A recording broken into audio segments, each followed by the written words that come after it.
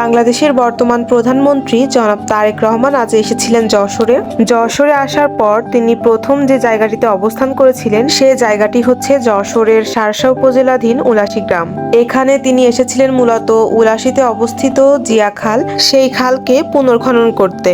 অতীতে তার বাবা এই খাল নিজ হাতে খনন করে গিয়েছিলেন, তো তার বাবার কাজের পুনরাবৃত্তি ঘটানোর জন্য সেই খাল নতুনভাবে পুনর্খননের জন্য খালকে সংস্কার করার জন্য তিনি এসেছিলেন আজকে এই উদ্যোগটা নেওয়ার জন্য। উদ্যোগের উদ্বোধনী দিন ছিল আজ। তো এখন আপনারা ভিডিওতে যেই গেটটা দেখতে পাচ্ছেন এটাই কিন্তু সেই উলাশী গ্রামের মেইন গেট।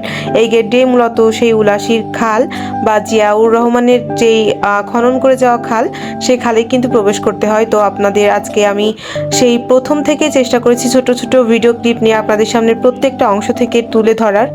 আশা করছি এই ভিডিওটা আপনাদের অনেক বেশি পছন্দ হবে। আমি ইতিমধ্যে আমার ছোট্ট পেজে অনেক ভিডিও পোস্ট করেছি, বেশ কয়েকটা ভিডিও পোস্ট করে আপনাদের অনেক ভালোবাসা পাচ্ছি।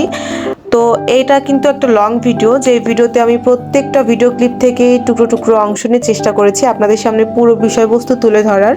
প্রথমে আপনাদের দেখিয়েছিলাম যশোরের নাভারণের যে সাতক্ষীরা মোড়, সেখান থেকে তার বাস যখন এসেছিলেন সেই ক্লিপটুকু নিয়ে তারপর দেখিয়েছি উলাশী গ্রামের যে এই গেট থেকেই পুরো শার্শাবাসী তারেক রহমানকে সম্বর্ধনা জানিয়েছেন, আর যে গেট থেকেই মূলত জিয়া খালে প্রবেশ করতে হয়েছে। আর এই যে আপনারা এখন ভিডিওতে দেখতে পাচ্ছেন, তাকে দেখার জন্য হাজার মানুষ লোক সমাগম করেছেন, হাজার মানুষের উপচে পড়া ভিড় হয়েছে।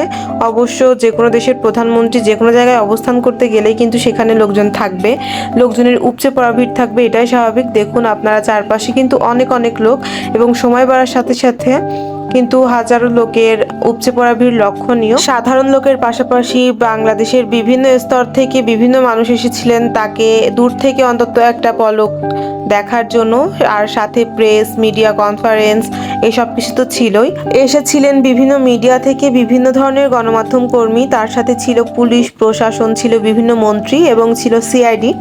তো ইতোমধ্যে তিনি কিন্তু প্রবেশ করে গিয়েছিলেন জিয়া খালে, এবং সব থেকে মজার ব্যাপার এবং আনন্দঘন মুহূর্ত হচ্ছে তিনি কিন্তু নিজ হাতে তার পিতার করে যাওয়া সেই খাল যেটা ছিল, মানে এখন আপনারা যেই খালের অংশবিশেষ দেখতে পাচ্ছেন যেখানে লোক সমাগমের উপচে পড়া ভিড়, এটা কিন্তু এখন খাল, কিন্তু বহু বছর ধরে এই খালে কিন্তু পানি নেই। তো এই খালে যাতে পানি থাকে এবং বিভিন্ন ধরনের দুর্যোগ মোকাবেলা করতে পারে, এই খাল যেন জনসাধারণের উপকারে আসে এবং উলাশীবাসীর যেন উপকারে আসে, সেই উদ্দেশ্যেই কিন্তু এই খালকে পুনর্খনন করার উদ্যোগ নিয়েছেন তিনি।